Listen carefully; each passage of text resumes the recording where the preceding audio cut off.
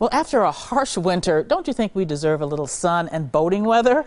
Well, we don't have that today, but let's get ready for the summer boating season. So we are joined tonight by Rita Naparowski of Erie Insurance, and she's here to talk about all things boats. Thanks for being with us. Thank you very much for having me.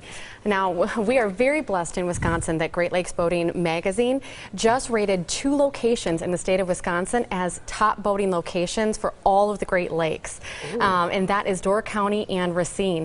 Beyond that, there are over 15,000 inland lakes in the state, which is why I'm really excited to be able to share some great tips on how to get people ready for the boating season. Yeah, you know, a lot of people forget how we have just a beautiful area for lakes and boating and any kind of water sports. Now, before people hit the water, let's go run down some of the things they need to do to get their boats ready. Okay. Rita. I'm going to back you up a little bit, and even before you think about the boat, make the recommendation, do a double check and make sure that you've got insurance coverage for your boat. And boating coverage protects not only your boat itself, but also you, people in your boat, and gives you some financial stability in case something would happen. Now, focusing on the boat itself, regardless of where or however you stored your boat over the winter, your boat might have deteriorated, particularly when you consider what a tough winter we had here in Wisconsin. So take the time to do some inspection and make sure that you're in good working order and ready to hit the water. Yeah, that's very good advice. There are a couple of really easy areas that you can check on your boat to get it ready. First, your boat's rubber impeller. Now, you may say, what on earth is an impeller?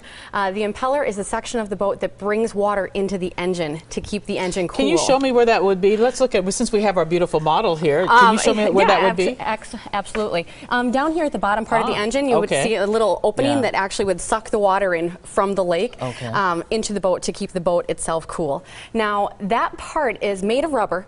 It only lasts about 2 years, and if that part fails, it's really easy to find yourself stranded in the middle of the lake with an overheated engine. That's very important. Very good advice. Now, and safety is paramount. You have to be safe. What are some tips that you can give us that you think are important for all of us to think about this summer? First and foremost, life jackets. You have to think about life jackets on a boat. You should have one for each person that's on the boat with you. And when you're taking guests out, realize those numbers may fluctuate, so do a double check.